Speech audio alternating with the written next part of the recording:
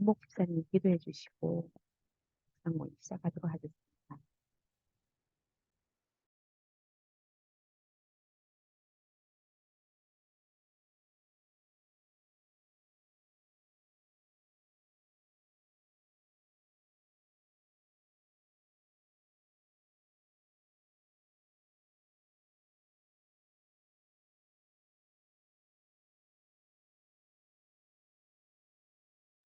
원목 집사님 지금 연락이 안 되는 것 같아요. 네, 그 소리가 안 켜지시는 것 같아요. 기다릴까요?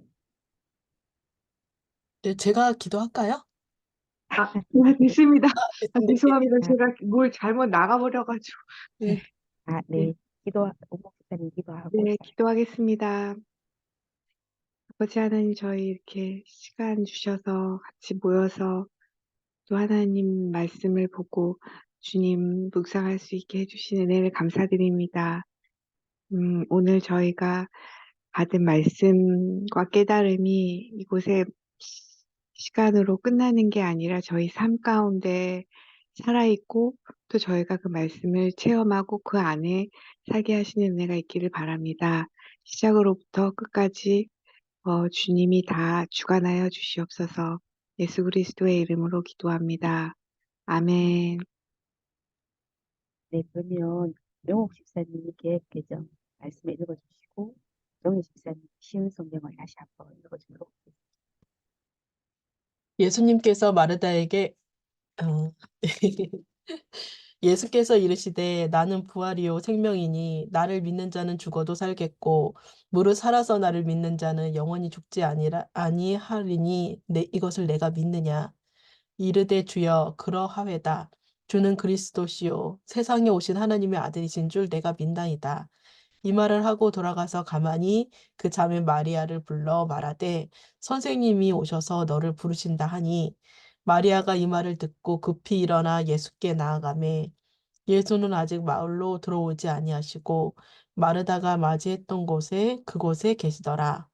마리아와 함께 집에 있어 위로하던 유대인들은 그가 급히 일어나 나가는 것을 보고 곡하러 무덤에 가는 줄로 생각하고 따라가더니 마리아가 예수 계신 곳에 가서 배웠고 그 발 앞에 엎드려 이르되 주께서 여기 계셨더라면 내 오라버니가 죽지 아니하였겠나이다 하더라.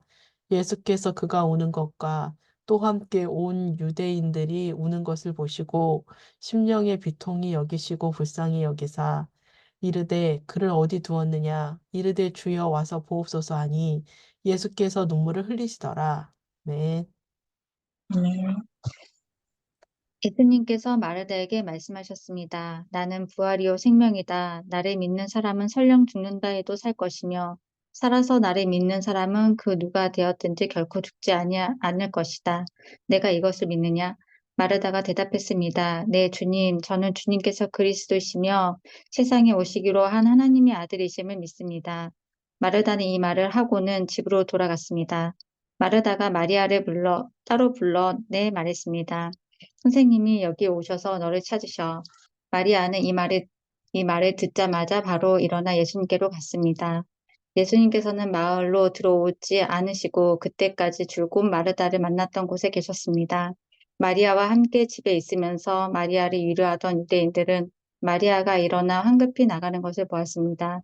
그들은 마리아의 뒤를 따라 나오면서 마리아가 통곡하러 무덤에 가는 것이라고 생각했습니다. 마리아는 예수님께서 계신 곳으로 갔습니다. 마리아는 예수님을 보자 그의 발 아래 엎드려 이렇게 말했습니다. 주님께서 여기 계셨더라면 저의 오빠가 죽지 않았을 것입니다. 예수님께서 마리아의 뒤를 따라온 유대인들이 우는 것을 보셨습니다. 예수님의 마음은 격한 감정이 들면서 몹시 아프셨습니다. 예수님께서 말씀하셨습니다. 나사로를 어디에 두었느냐? 그들이 대답했습니다. 와서 보십시오, 주님. 그러자 예수님께서 눈물을 흘리셨습니다. 아멘. 네, 그러면 정희 집사님, 대현 집사님, 영옥 집사님, 원복 집사님, 최실 집사님 순으로 나누시도록 하겠습니다. 3분 정도 읽고는 묵상하고 나서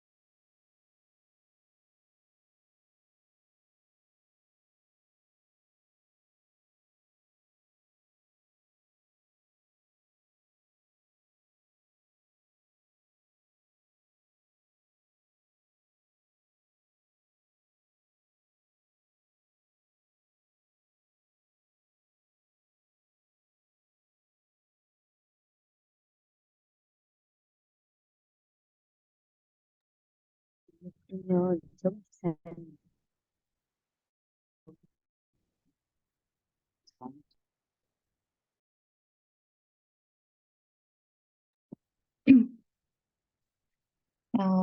제 문맥의 앞에 부분을 좀 더 이제 읽어봤는데, 그 예수님께서 이제 마르다와 마리아의 이제 오빠가 죽은 거를 아시고, 마르다의, 마르다가, 주님께서 여기 계셨더라면 제 오빠가 죽지 않았을 것입니다라고 이제 21절에 얘기를 하고, 예수님께서 나는 부활이요 생명이다 이렇게 믿느냐 이렇게 물으셨고, 근데 뒤에 마리아를 만났을 때도 마리아도 똑같이 예수님께서 여기 계셨더라면 오빠가 죽지 않았을 것입니다라고 이렇게 동일하게 얘기를 하는 부분이 이렇게 있는데, 그때 이제 25절에서 예수님께서 부활이요 생명이다 이렇게 얘기하실 때 그 전절에 보면은 이제 마르다가 이제 어, 지금의 부활을 생각하지 않고 이제 나중에 부활을 이제 얘기를 하고 예수님은 이제 지금의 부활을 얘기하시는 것 같은데,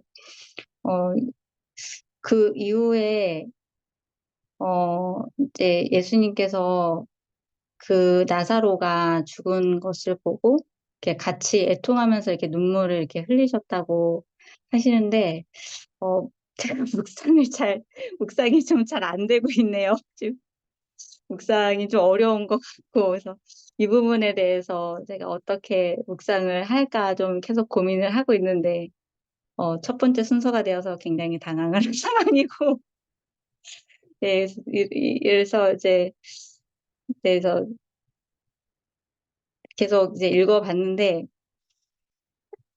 참 많이 익숙한 말씀인데, 이걸 어떻게 묵상을 해야 되나 좀, 사실 감이 좀 잘 안 잡히고 있는 상태가 좀 안 좋은가 봅니다. 그래서, 네, 그래서, 어, 네. 저는 오늘 다른 지사님들의 목소리를 좀 듣고, 예, 좀 더 고민을 좀 해보고, 좀 개인적인 묵상을 좀 해보면 어떨까 싶습니다. 죄송합니다. 저도 사실 그렇다는 생각이 다른 분들 하시고 나서 또 묵상되는 부분이 있으면 말해주셨어요.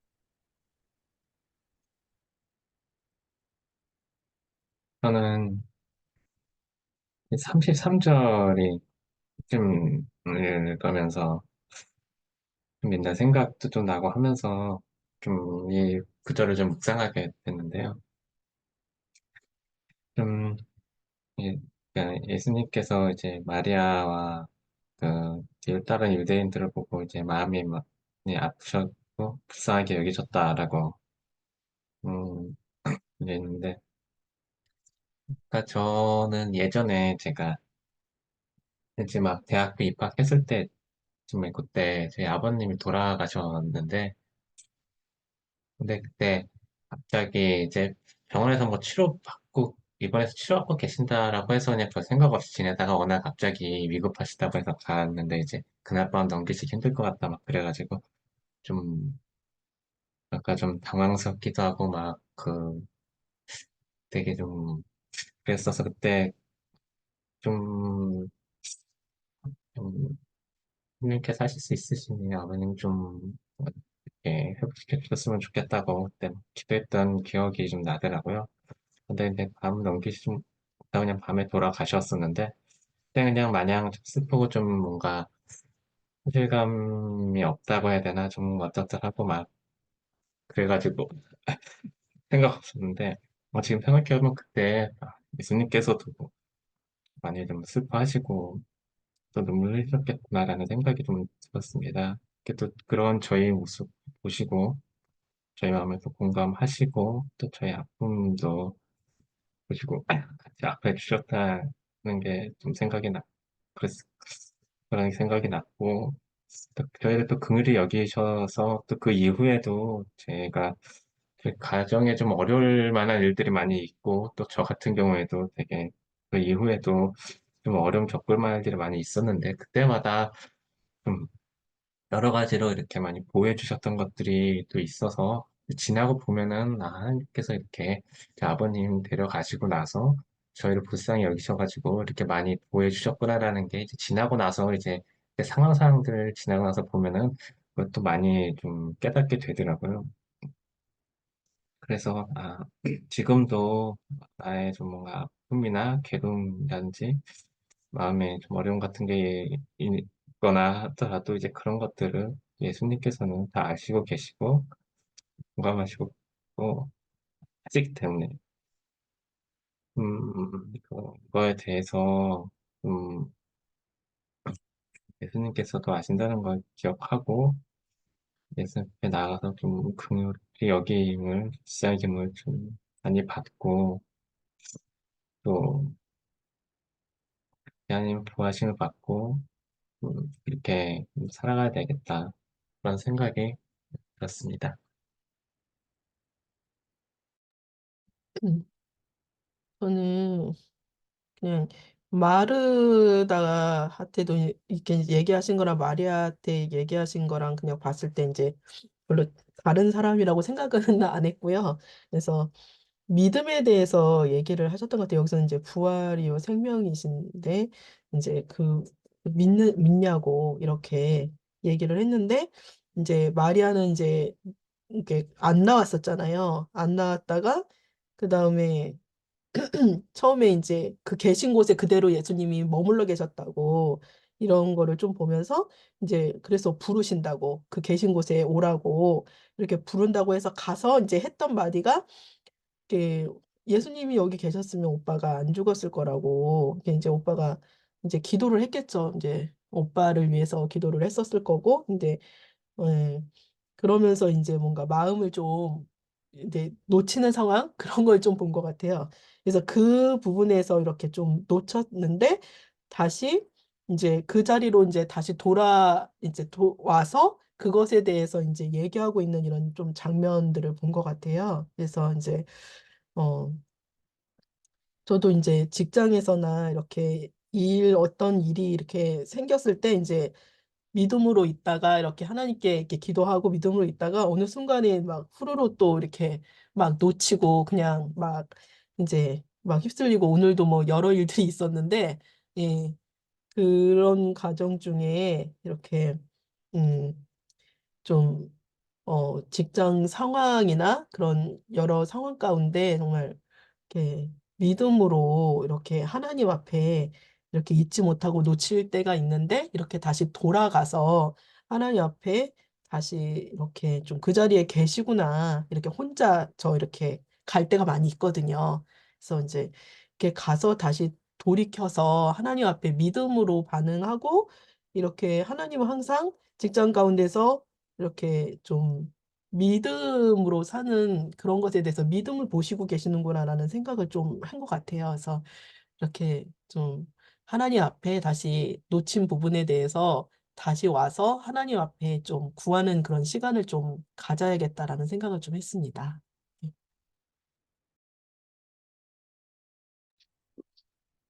네, 저도 본문의 그 7절부터 좀 끝절까지 쭉 읽어봤는데요. 22절에 마르다가 나는 이제라도 주께서 무엇이든지 하나님께서 구하시는 것을 하나님이 하나님께 구하시는 것을 하나님이 들어주실 줄을 아나이다. 이렇게 안다고 대답을 했는데 예수님은 그 26절에서 중간에 어, 안다고 했는데 다시 살아난다고 말씀하셨는데 마르다가 그 부활 때 살아나는 거를 안다고 말씀하시니까 이제 너가 믿느냐 하고 이렇게 물어보셨잖아요. 그러면서 지금 마르다가 현재 머리로는 이렇게 알고 연약한 믿음으로 알고는 있지만 그거를 정말 믿는 신앙으로 성장해야 된다는 그런 메시지를 좀 주시는 게 아닌가 그런 생각을 하면서 그렇다면 나도 여기서 말씀하시는 그 부활 생명을 이제 알고는 있는 것 같아요. 제가 예수님이 그렇게 하시는 거에 대해서 많이 들었고 이때까지 보고 이 본문도 보고 하면서 그거는 아는데 내가 정말 믿고 있나에 대해서 잠깐 이제 묵상을 해봤는데요. 믿는다는 거는 결국에 내 삶 가운데서 나의 말이나 나의 성품이나 어떤 삶의 내용에서 믿는 거가 증명이 되는 거잖아요. 근데 부끄러운 생각이 들었어요. 제가 부활 생명을 믿는 자다운 삶을 살고 있지 않나 좀 부끄러웠고요. 옛날에 그렇다면은 그 부활 생명을 믿고 사는 삶의 그 작은 일상이라는 걸 어떨까? 그리고 좀 생각을 해봤는데 옛날에 목사님께서 주일 설교일 때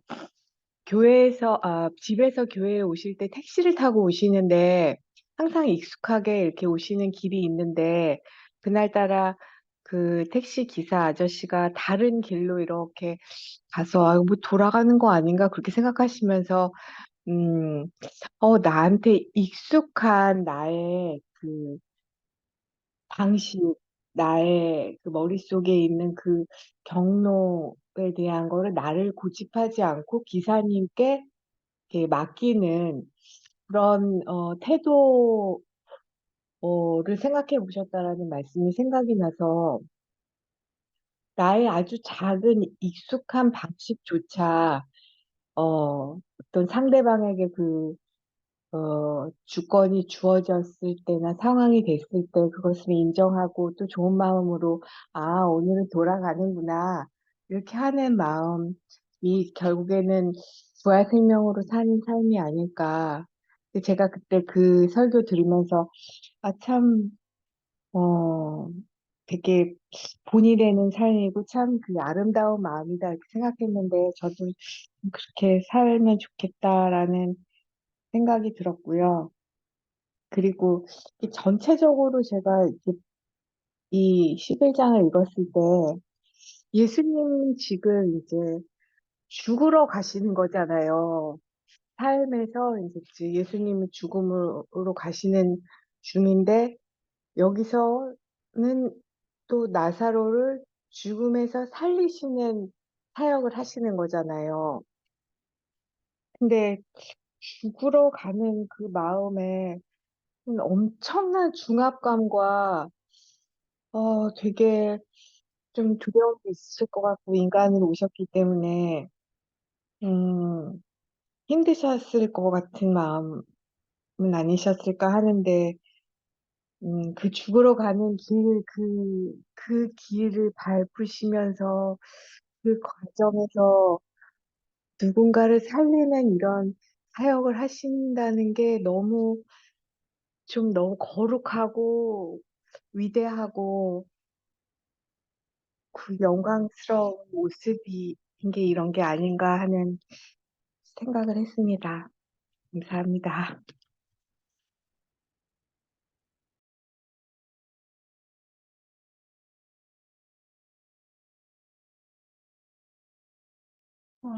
네, 저도 마르다와 마리아를 보고 거기에 함께 온 유대인들의 모습을 보면서 음, 예수님께서 이제 23절에 오라보니 나사로가 살아날 것이다라고 말한 거에 마르다도 이제 마지막 날 부활 때에 나사로가 살아날 거라고 말을 했고 마리아도 그렇게 말을 하고 32절 하반절에 보면은 여기 계셨으면 안 죽지 않았을 거라고 그렇게 말을 하고 곁에 있던 유대인들도 그 예수님이 그토록 사랑했다면 왜 죽지 않도록 손을 쓰지 않았을까 이렇게 말하는 걸 보면서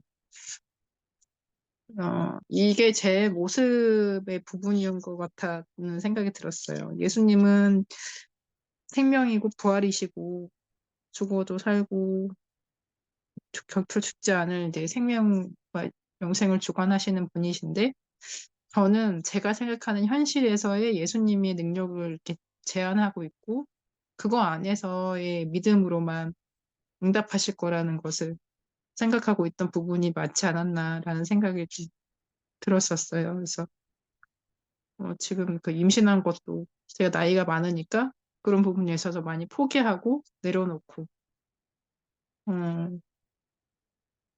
사실 이제 기도도 많이 하지 않고 아예 그냥 소망하지 않았던 부분들이 되게 많았는데 이제 예수님은 이제 예비하시고 이렇게 또 생명을 이제 주셨는데 이런 부분도 저는 또 한 번 예수님이 생명을 주관하시고 예수님께 방법 있고 하실 수 있으시구나라는 걸 또 한 번 느끼는 되게 깜짝 놀라는 그런 시간이 됐던 것 같거든요. 그런 경험을 한 계기가 된 것 같아요. 그래서 아, 나의 믿음도 이런 예수님에 대해서 조금 더 예수님은 부활이고 생명이시고 그렇게 다 주관하실 수 있는 분이시라는 거에 대한 죽어서 이미 악취가 난 사람도 시체도 살리실 수 있고 생명을 주실 수 있다라는 것으로 더 믿음이 성장했으면 좋겠다라는 생각이 들었습니다.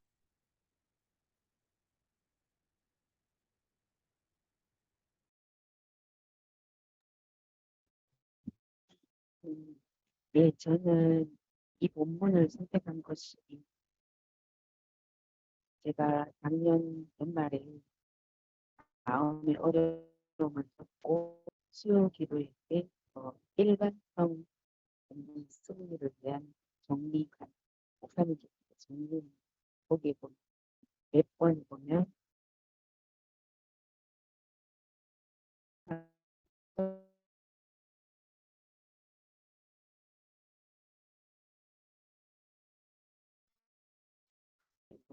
그거 있었거든요. 그거를 보고 그때는 아는 제가 적어놓고 그리고 넘어갔는데 제가 마음 영어 집사님 전화했었거든요. 그때 영어 집사님께 얘기하면서 영어 집사님 울고 저도 좀 울었던 것 같아요. 그때 영어 집사님 여러분 십일자님 그렇게 하셔서 저는 제가 그때 또 11장 묵상을 했거든요. 묵상할 때 이제 33절에 보면 그 우는 것이 나옵니다. 우는 것을 보시고 예수님께서 비통이 여기시고 불쌍히 여기사 그리고 또 35절에 예수께서 눈물을 흘리시더라. 그때도 제가 묵상을 하고 그다음 내가 우연히 유튜브 설교를 거기 12장 이 부분 설교를 했었어요. 제가 그때도 너무 묵상을 했는데 그 내가 얘기해 주신 말씀이 무엇인가 이런 걸 아까 성희 집사님도 잘 어렵다 했는데 저도 어렵다고 하면서 그때 이렇게 생각했거든요. 여러분 살아계신 게 불쌍히 여기기 때문이다. 나도 살아가기 위해서는 이 고난에서 살아가기 위해서는 예수 불쌍히 여기시고 눈물을 흘리시는 데까지 그러면 내가 어떻게 그러면서 내가 엄청 노력을 했거든요. 성경 읽고 기도하고 거의 할 수 있는 거를 많이 했는데 다 안 됐어요. 회복도 안 되고 어떤 상황이 아니고 근데 오늘 공부를 할까 이런 생각을 또한 본문을 정할 때 본문을 정하면서 도움을 받고 싶다. 그리고 이제 나누시는 것들을 들으니까 믿음에 대한 문제다. 내가 믿음이 없구나. 또 부활이요 생명이 죽어도 살아서 영원히 죽지 않는다. 이런 의견이 있다. 이런 부분은 예상 속에서는 작은 문제이고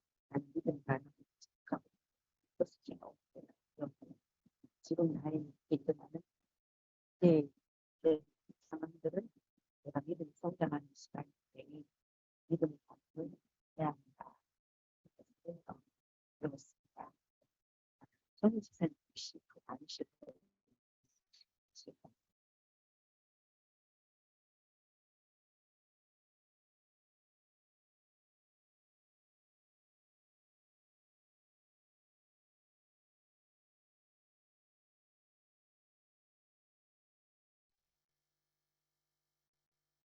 종이 지사님 혹시 안으실 거예요? 없어요. 혹시 다른 신들도 더 나누고 싶으신 거 없으신지?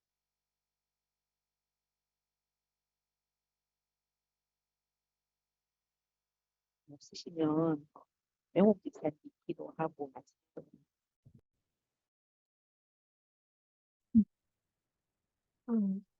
음, 하나님, 더욱더 부활이고 생명이신 예수님을 경험하길 원합니다. 그리고 우리의 믿음이 정말 주님 안에서 계속 성장하고 또 예수님을 더욱더 믿는 그런 믿음들이 이렇게 더 많아지기를 기도합니다. 날마다의 삶 가운데서 부활이시고 생명이신 주님을 경험할 수 있도록 은혜를 베풀어 주시옵소서. 예수 그리스도 이름으로 기도드렸습니다. 네.